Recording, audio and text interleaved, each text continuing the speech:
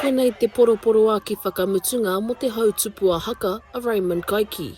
Probably my fondest memories would have to be when he dragged me and my little brother around the motu to this kaupapa, to that kaupapa, from the tipi tope of the North Island to the bottom of the South Island. He never went anywhere without me and my brother. E hai tonu ana te ngākau o te tamāhine o te taonga o te mate i a te kōtuku Kaiki i tēnei rā pauri kere nui. I feel strengthened by all the aroha, kua horatia, all the love that's been shared, all the kōrero that's been shared, the whanaunga who have come back together, and I feel uplifted through this time.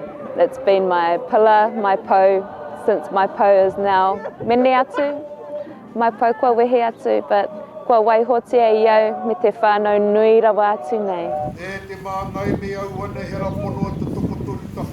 E ro te hononga ka Papa Raymond. Mai tana tamarikitanga, no hoia ki te taha tōku karaua e te hiwa, tōku kuia.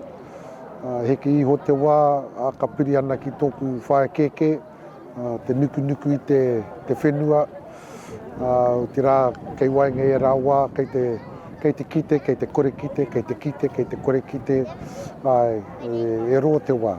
Ka tākina e Riki Baker te āpōtoro takiwa o te hāhi rātana i ngā karakia whakamutunga.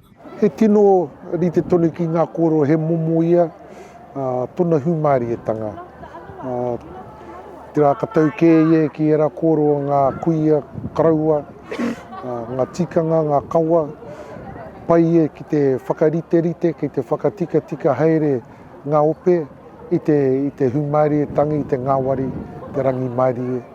Te maha hoki, te tino maha hoki, rongo ana ki ngā kōrero o ngā rangi kua pāhure ake nei, i aia ko tētai o te mea tino nui, ko tōna reo reka, tōna pukumahi, tōna kaha ki te tutuki i ngā wawata o a mātua tūpuna, kia whāngai tonu te reo Māori, ki runga ki a tātou katoa te iwi Māori.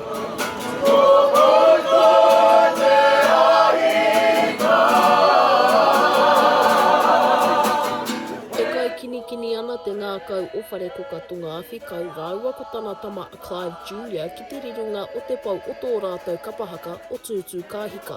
Tō mātou rōpū i tīmata i te tau 2008, 2008, i taua wā i te taha te rōpū o WIT, he Polytech ki Taranaki. Ka tahi anō rā, ka urunga tangata ki roto i taua ako mangameki, he wahi ako. Ana ko te whakaro o te kapa rā, kia tū ki ngā whakataitai. Nō reira koira te timatanga o tō tātou rōpū, he whare wānanga. Rest well, pups. Ko tau mai taua hei whakatā e nai anei. Kei konei tō uri, e pukumahi ana, e kawe ana, i o mana, i o reo, i o karanga no reira e moe e pa. E moe, hoki atu ki o mātua tūpuna, ki te kāinga tūturi o tātou, and I'll see you when it's my turn. He mārama te kite i te aroha nui o tēnei iwi o Ngāti Maniapoto o te Aukaha anō hoki ki te hīkoi whakamutunga nui o Raymond Kaiki ki tua o Pairo. Macy Cookie, Aukaha.